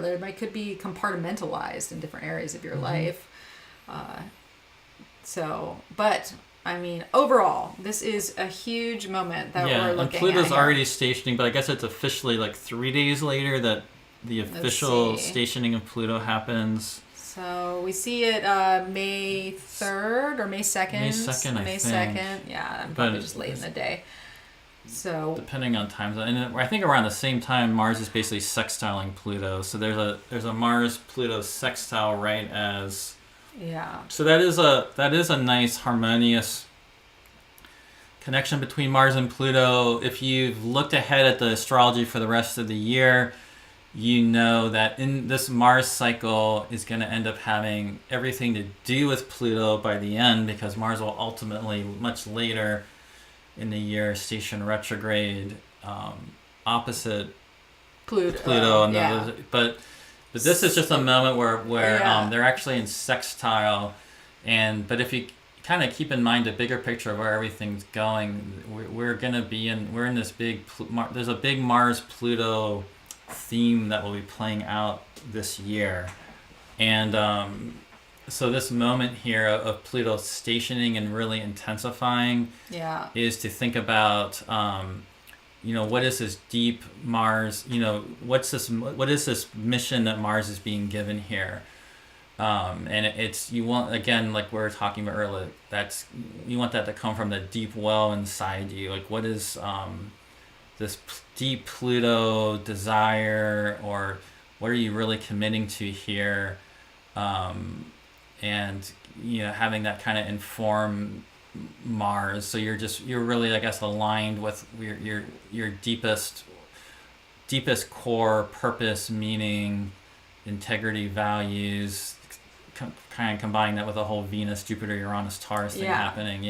Well, and even adding to that, kind of thinking about that turning point of that moment too, I do want to do a little lip service to, I think it's May 1st, where that Aquarius moon is going to square the Jupiter-Uranus conjunction, which is, so here we have this last quarter that is, steeped in this kind of turning point with that too. So it really goes with what you're saying with, Mars and Pluto. Like, it's all connected, obviously, but there is really this sort of turning point, and the classic crisis of consciousness, change within the lunar cycle that's happening at the same time here after we're closing down from a solar, the total solar eclipse. Like, this is a big shifting moment here with our stories. So let us move forward in the interest of saving time, because we got a lot to get through, and my computer doesn't seem to be holding forward. battery. I think one thing that it's right after this, just as you're going forward, I can, you don't have to show it. I can just speak to it. Right after Mars is sextiling Pluto around May 3rd. We said that Pluto stationing on May 2nd.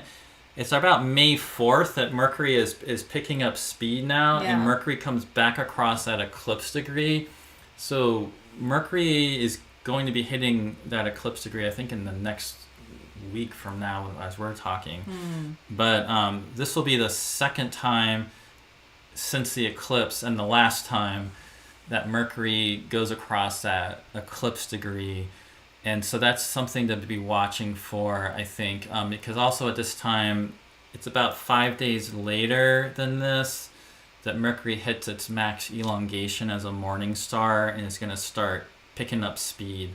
So it's starting to, Mercury's still moving slow here, but it's starting to get some momentum going back, and it's going over that eclipse degree. So this might be another time where some of the eclipse themes in your life, we'll definitely see it on the news, but in your personal life too, you might notice it. And especially the way that Mercury can kind of guide and steward us through whatever big Aries change has been happening during this time, combined with the Jupiter-Uranus. This will be another moment here. And it's all mixed up. I mean, it's all roughly the same time as this Pluto stationing and Mars Pluto sextile. So it's a big moment right here. Yeah. And just reactivating the Chiron story too with Mercury Chiron, and then the Sun sextiling Saturn. Sun sextiling Saturn too. Yeah. Yeah. So yeah, it does feel like this is sort of that mercurial moment where things come up, but there's also this kind of solidifying energy too with what the actual plan looks like or how things are progressing forward. So it definitely feels like some messages are going to come in, whether we see them outside of ourselves or we come to our own conclusions within, that help really concretize, maybe through certain inspirations or desires or, quick intuitions, especially with that moon in Pisces on Neptune there. Yeah. And we're closing down, right? We're in that we're almost in that balsamic phase. Yeah. Do you want to just jump to the new? Yeah, let's do that. Then it's just closing down, and then we come into the new moon in Taurus on around May 7th, I think. Something like that. And that new moon in Taurus that comes in on May 7th, it's very close to sextiling Saturn in Pisces. It basically is sextiling Saturn in Pisces. Yeah. So that really speaks to what you were just saying about there is a nice thing here. I like that new moon has that because that should help bring in if you're setting some intention. And this is actually the lunation that to me, I mean, you're going to hear people say the full moon gets us out of the eclipse, but I feel like the full moon in Scorpio is just going to illuminate the eclipse. This new moon is we're starting to come out of the eclipse more decisively to me. With this new moon coming in, and the fact that it's sextiling Saturn, I think is really nice. Plus, it's sextiling Saturn, but it's moving right into a conjunction with Jupiter and Uranus. So, it's we're getting that Jupiter and Uranus once again really amplified, and it's a time to really, if you are somebody into setting intentions with the new moon, this is like a perfect one to set like your most breakthrough, creative, innovative, most visionary intention you can imagine on this, and really that, and not only are you setting the intention for this, you're gonna find a step-by-step, practice or goals or whatever you need to start working, like the big vision, but then like what's something more practical in the short term you can the stepping stones, the stepping stone goals, as they say. Yeah, exactly. Yeah, right. I'm looking at this too, just being a Tuesday for this new moon. I'm just thinking, what is going to be released? Like what album, what film, what because Tuesdays tend to be release days. That's something. That's a good point. Actually, I've been noticing recently there are a lot of really great albums coming out. There's lots of bands going on tour. I feel like, and I meant to say this at the beginning, and I forgot. But with the Jupiter Uranus coming together, we can expect that creatively. But there's also something to remember with this, that 2 years ago, in April of 2022, we had a Jupiter conjunction with Neptune in Pisces. And 2 years later, now we're having a Jupiter conjunction with Uranus and Taurus. They are almost exactly sextile by degree. And I had a very positive experience with Jupiter and Neptune, and that definitely started changing my life in really dramatic ways that have led to now. I definitely saw people kind of complaining about Jupiter and Neptune and feeling like it wasn't as good as they were hoping it was. And I think maybe there is some ways that conjunction wasn't always able to materialize stuff then, even if you had really creative ideas. And we were also barely coming out of the pandemic time period then, still really in it then. But I think I've wondered actually if all the music and things that I'm noticing coming out now, and it just seems like there's a bit of a creativity coming back into the world more that I'd like to see more of. But I'm already feeling I'm noticing it happening. And I think if you think back 2 years ago, April of 2022, and just 2022 in general, what did Jupiter and Neptune start making you dream of? And, this bigger vision of what your life could be, even if you weren't able to do it then, and it was more of an idea. Like this now, especially this new moon, but this Jupiter-Uranus time period can really, I think, bring a lot more of that into form, and I feel like we are seeing that right now with things in music. Well, and I mean, there's actually the second Dune movie was actually a good movie. I just saw that. I can't even think of the last time I saw a blockbuster film that was actually good. I never go to movies, but I loved it. It was actually a good. Yes, good cinematography and art direction, and the soundtrack, and the actors are good. And I mean, I don't know when that's happened. I feel like it's been at least a decade since that's to have that artistic integrity. That's more than a decade, actually. But I think like we're starting to see stuff come back, and I think in your life, there might be a connection between that 2022 and now. Well, that's the thing, Gray, is like when you create big works like this, they don't happen overnight. No. Sometimes it takes a couple of years. I mean, there could have been some inspirations and visions that happened around Jupiter and Neptune that don't get their realization, that don't spring up and excite people in their manifestation until now, because it's takes good things take time to create. So, but most likely there is some stuff then, because that was also Saturn Uranus happening. There had to have been big things already starting to change in your life then. So yeah, this is definitely just adding on to it. Yeah, and bringing stuff more starting to bring some of that stuff more into form. Yeah. I think. And it all comes down to Venus, right? She is the key gal right here. And we're also see that I think with some of the social movements, because Jupiter and Neptune was already bringing up a lot of the labor movements and some of the strikes. That's a classic Jupiter Neptune thing. But it's also a classic Jupiter-Uranus thing.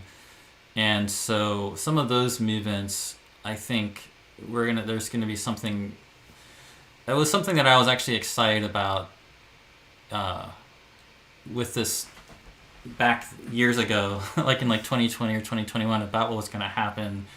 The one of the really positive things I felt was like that Jupiter-Neptune leading to this Jupiter-Uranus now. So I'm definitely curious to see what is going to start showing up in the world. I think it's not all going to be bad, is I guess my point. And there's going to be some very creative, important movements and breakthroughs happening. Yeah. Well, and I think even to liken back to what you're saying back in 2020, and you kind of getting excited about that, like one of the big things that's happening here with just Venus's movements, and as she gets closer to the sun, it won't be until Gemini season, but we're going to have that, Venus cazimi with the sun, where she, makes her conjunction. But if we liken back to the time period you're talking about, with those movements and with those kind of uprisings and that more collective message and force, that was when she went retrograde in this near the same part that she's going to have this conjunction with the sun again in Gemini. So there could be threads that that's true too with 2020. Yeah, just to think about those two time periods and how that might tie in. I know we're talking about Taurus here, but just thinking about just the Gemini that's coming up, right? Because that's the beautiful thing about astrology, is it's a continual storyline and it never stops. And that's why we never stop talking about it, because it just keeps going. But all this is a precursor to what will be, so we can kind of think about it in that terms. And so this new moon happens, the moon conjoins Jupiter Uranus right away, basically the next day or later that day. But then it's like May 13th or so, that the sun, the moon goes right into Jupiter Uranus, but the sun is too. So it's less than a week later, then we get the sun forming a conjunction with Uranus. Which is actually interesting, because we have that new moon in on the 7th, and it isn't until, other than the moon action, until the 13th, when we have Sun, Uranus, and we have Venus sextiling Saturn at the same time. So there's almost like this gap of sitting with this new moon energy as its sun gets closer to Uranus. And there's not a lot of real major aspects or anything in between those times. Yeah. So we got Leo moon. So basically, we're getting close to first quarter, which is going to happen on the 15th.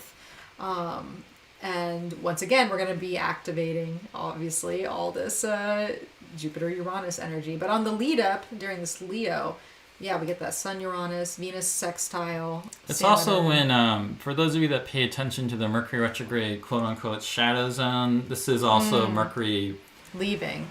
breaking out of that. Yeah, so it's finally getting into the moving past 28 degrees of Aries. So there'll be that, and the shadow zone is relevant to me just because Mercury ends up spending all this time. So much earlier, Mercury had been at this place and went retrograde, and now Mercury's moved past it right when the Sun Uranus is happening. So that again, I think really speaks to it's really so much change can be set in motion right here, because the Sun's going from Uranus right into Jupiter, which is about another 5 days or so later on May 18th. So they're all moving together, and at the same time the Sun's going to Jupiter, Venus is coming to Uranus. Yep. Venus goes from Saturn, sextiling Saturn, like you just said, into conjoining Uranus.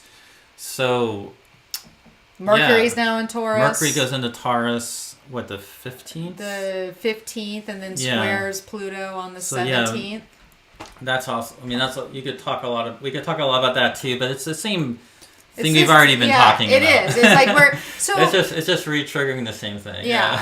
and really, if you're watching the video, you can see it. You can see sort of this chain reaction. You can see the concentration that is happening in fixed signs, and especially in Taurus. May 18th, where I have it right now, we have Venus conjunct Uranus, we got the Sun conjunct, and we Mars basically. Where the Sun will sextile Neptune at the 29th degree of Pisces right before it moves. Wow. Yeah. So there is these last days of Taurus season are ripe with activation of this changing storyline, and what is initially set off with this eclipse energy that we're talking about. This is when we really see that, almost like, in my mind, sort of like a tour de force of just energy sort of rocketing forward. Yeah, and you're right that this particular day is really important to focus on. It's May 18th, is that right? May 18th is a Saturday, so we're looking at a weekend, basically. Because one thing, even though I keep talking about how it's true that the new moon with the Jupiter Uranus, there's definitely lots of change can be set in motion, but there is the other thing where we're coming to the end of a Jupiter cycle, so Jupiter is leading up to this moment into that state of combustion as far as kind of burning up and ending a cycle. That doesn't mean everything in your life is going to be burning up in a cycle, but it does mean that there's the Jupiter cycle of the past year is coming to an end. So you're kind of like a dark moon. You're kind of shedding that Jupiter meaning and purpose that you've had the past year. And this particular day is really huge because Jupiter is being reanimated in the heart of the Sun, just like as we're talking now, Mercury is. And this is more significant for Jupiter because this is a much longer cycle than the Mercury cycles. This will go for another year basically. Yeah. And so Jupiter is being reanimated, and at the exact same time Venus is with Uranus. So this particular new cycle of Jupiter coming in just looks really really exciting. It's got a wow factor. Yeah, it's got this whole Venus is with Jupiter in Taurus and combined with Uranus. It's definitely got a wow factor. Yeah, and the last time Sun and Jupiter met was at the tail end of Aries, right? So I think so. Yeah. Yeah. So this is our Sun Jupiter, 12-year, meeting of the Sun and Jupiter in roughly 12 years in Taurus. So and then Mars North Node is very important because when Mars gets to the node after an eclipse, but especially when Mars gets to the degree of the eclipse, which won't happen until Gemini season. Yeah, but no, I realize when that is going to happen. For those of you at NORWAC, get ready because that's when you're gonna. Yeah, I just realized that the other day that I was like, oh, when does Mars get to the eclipse degree? I was like, oh, it's going to be at NORWAC. So if anyone going to that, we'll experience that together. And you'll be talking all about it. It's like May 25th, but you're right that this is a big day on a week before that on May 19th or 18th when Mars is with an actual North Node. Mars rules the North Node, and Yeah. So we kind of, to really wrap it up here, we end Taurus season with a punctuation point, essentially. It's sort of like an exclamation point. It's a huge. Yeah. It's definitely going out with the bang. I mean, we brought up the idea of like the Big Bang earlier, let's and come back to that. Yeah. With the Jupiter Uranus all part of this cycle, and the fact that it ends right with Jupiter being reanimated. So what's interesting about that is Jupiter is going to then go into Gemini after the Sun goes into Gemini, which is not the topic of our episode today. Yes, you gotta wait for that one. When you come back to talk about this again, Jupiter will be entering Gemini, freshly, just emerging from the Sun, which is pretty interesting. Yeah. And but also at the same time, as the Sun's leaving Taurus here, Venus is coming to Jupiter, and we get Venus and Jupiter coming together at the end of Taurus. So with Venus, moving away from Uranus into Jupiter, so it's sort of again reactivating that Jupiter Uranus Taurus. It's pretty fascinating. Like we start the Taurus time with the exact conjunction, and we end it with this configuration here, where you can see it's still very much in effect in a really powerful way right here as we're leaving the Taurus time. Yeah. So, all right. Well, now we do the very tough task of, if you had one word to describe Taurus season, what would it be? That's a good one. Yeah. I'm gonna say some kind of quantum. What was that? What's quantum leap of the some quantum sort? leap. Yeah, was there a show called? There was a quantum leap in the late 80s. That show was coming to me. I was like, wait a second. I think I used to watch a TV show. Yeah, quantum leap. Did that involve time travel? Involved time travel, and sometimes he'd always show up in these different personas. A lot of times he'd show up and he'd be in drag, and the quantum leap. Yeah, and that partially because Jupiter Uranus goes with this. I mean, a lot of important developments in quantum physics and how that has changed our conception of reality happened in previous Jupiter Uranus alignments. But even things like the heliocentric revolution in humanity, realizing we revolve around the sun and how that changed everything, that was also Jupiter Uranus. It's very consistent with these massive changes in reality. And I know it sounds like I was just starting to look into some of the stuff that they're looking into with like these God particles and attempts at fusion, and which I'm kind of wondering if that's going to be more like a Neptune Aries thing that kind of combines with all this other stuff. Yeah. But you can see that it sounds like there might be some various things happening that will really be like a that are going to make us all have to look at our worldviews and reconceptualize stuff. But I definitely think this month is a time to just think about that idea of a quantum leap just in your own life, and just really embracing this much more the most creative, exciting direction you can think of. Just really trying to commit to that more. I love that. I mean, it sums up the astrology so well. We don't always think that we leap. Maybe I'll add with the quantum leap aspect, just the word, which might be a little cliche, but just the word of faith. Because I think when we do have to take leaps in life and we take a quantum leap, we don't do so without the essence of faith behind it. And, maybe part of that faith is like an innovative faith. You might not have had that faith before. Mm-hmm. It's like you embody this faith now, just because it's the right time, or sometimes we're forced to. You have no other chance or no other choice. But I think, or maybe what I'm saying is that there's an essence of it being smoother if we allow that faith to come in, and maybe we can go farther. With faith, we'll go farther in our quantum leap. But yeah, I'm excited about Taurus season. Just have to live it, I guess. Get there.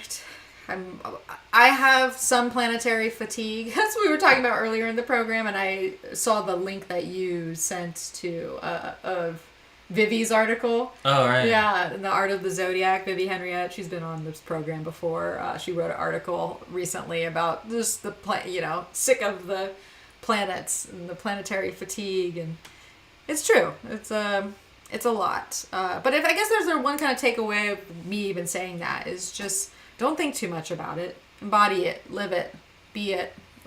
And yeah, just be aware. We started off talking about the comet and all these things happening. That things are just going to keep changing in the world, and I know it's hard with everything that's been going on in the world, and it's very easy to lose hope and feel like you can't do anything. And this is a time really to try to do whatever you can, even if it's just getting more rest and more activity. Yeah. Like just get yourself in the mindset to be open to the possibilities that you may have stopped letting yourself imagine could happen. That's really going to be the most important thing. And I would say if you're having that fatigue, I would just stop reading and looking at astrology. Take a break. Because you don't.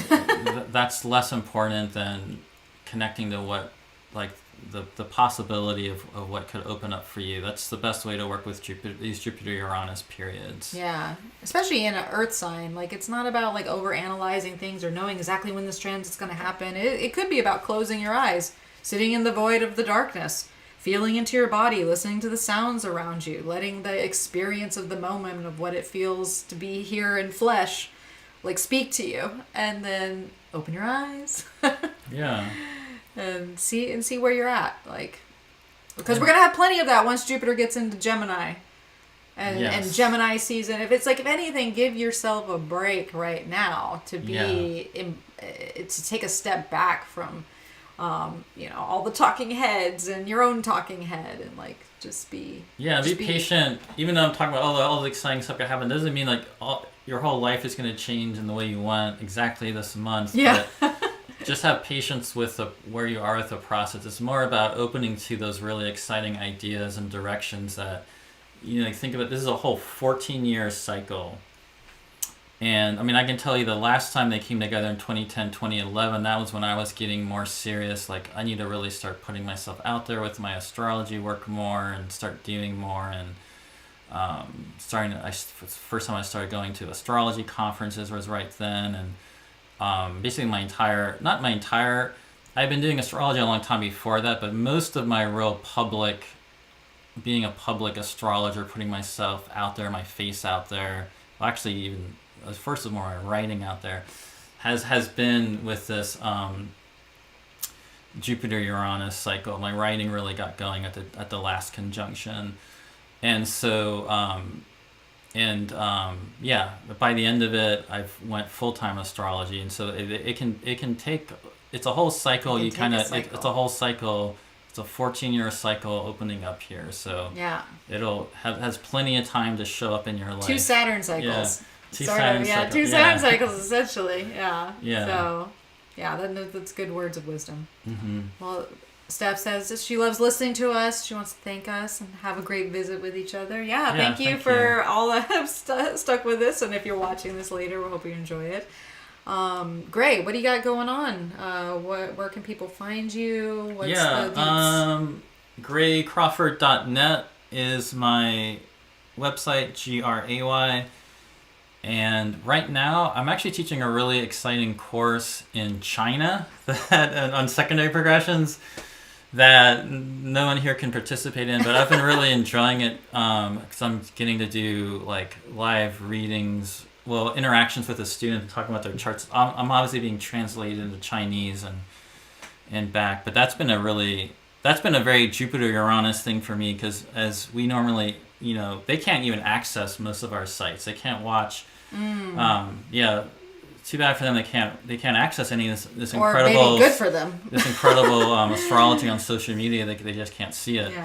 Yeah. So it's cool to have that opportunity. But as far as here, But what I'm teaching secondary progressions, but I'm going to teach my own secondary progression course.